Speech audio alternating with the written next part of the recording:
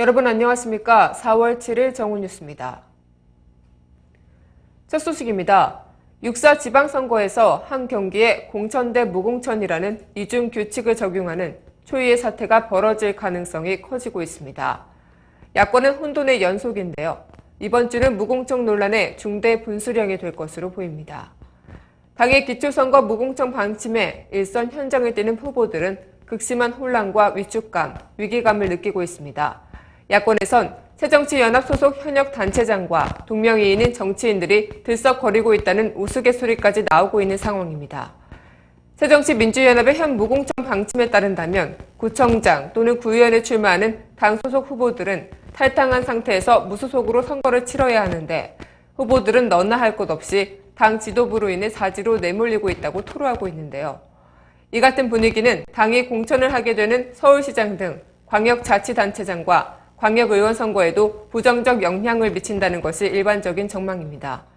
심지어 새정치연합은 반쪽으로 갈렸는데 당내 강경파인 신경민 최고위원과 박지원 이목희 의원 등은 무공천 재검토 입장입니다. 김한길 안철수 공동대표 등 지도부는 무공천을 고수하는 등 당내에선 벌써부터 선거 결과에 대한 지도부 책임론을 거론하는 사람도 있습니다. 이로써 무공천을 유지한다면 새정치연합이 지지하는 무소속 후보를 어떻게 지원할지 전략이 필요한 상태입니다. 무공천 취지를 살리려면 야권 후보 난립을 막기 위해 시민 후보를 선출하자는 의견이 대표적이나 시민단체 대표성 문제, 친시민단체 후보에게 유리한 점 등 또 다른 논란이 불거질 수 있을 것으로 보입니다. 다음 소식입니다. 전국철도노동조합이 오늘 대규모 집회를 엽니다. 철도노조는 오늘 오후 2시 코레일 본사 앞 대전역 동광장에서 고 조상만 조합원 추모 및 비인간적 강제 전출 중단 촉구 결의대회를 개최합니다. 철도노조는 철도 노동자를 안타까운 죽음으로까지 내몬 비인간적인 강제 전출을 중단할 것을 요구하고 있지만 철도공사는 묵묵부답인 상태라고 대회 개최 발경을 밝혔는데요.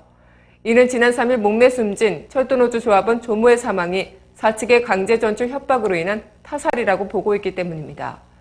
19년간 정기원으로 근무하던 조 씨는 지난달 초 진주로 전출된 후 이후 한 달 만에 삼랑진으로 다시 전출될 처지에 처하자 심한 불황 증세를 보여 노조는 조 씨를 강제 전출 대상에서 제외해달라고 요구한 바 있지만 수락이 안 된 것입니다. 이 같은 상황에도 불구하고 코레일은 10일 순환 전보를 강행한다고 밝혔는데요. 코레일은 순환 전보 강행의 배경을 철도노조의 약속 파기 때문이라고 밝혔지만 이에 대해서는 노사 양측의 주장이 갈리고 있는 상황입니다. 코레일은 철도노조가 지난 1일 순환 전보 및 정기 인사 교류의 공감, 시행 방안에 서명했음에도 노사 간 약속을 일방 파기하고 파업을 예고했다고 주장하고 있지만 철도노조는 코레일의 순환 전보 노사 합의는 전혀 사실이 아니라는 입장입니다.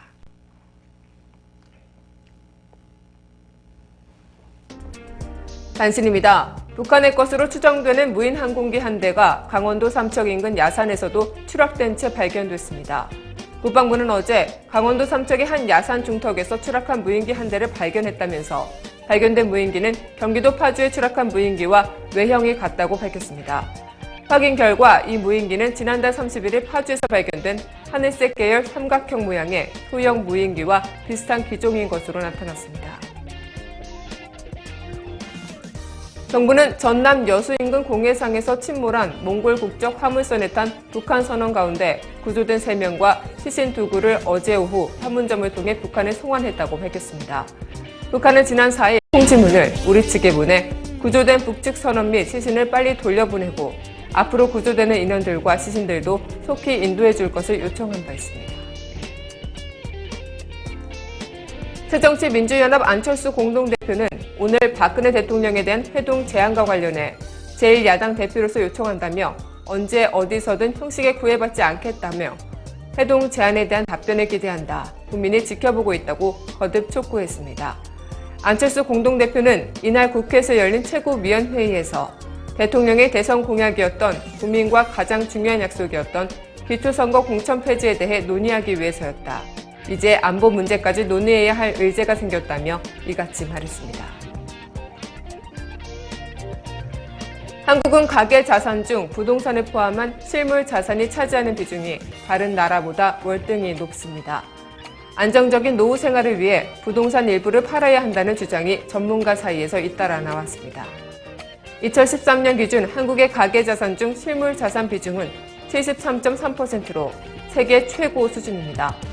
노후를 대비해 부동산 일부를 처분하는 것이 현명하다는 전문가들의 지적이 제기되는 것은 부동산 불패 신화가 끝난 상황인데도 한국 가계자산의 부동산 편중 현상이 너무 심하기 때문입니다. 대통령의 공약으로 시작된 무공청 논란이 결국 여야의 진흙탕 싸움으로 번지고 있습니다.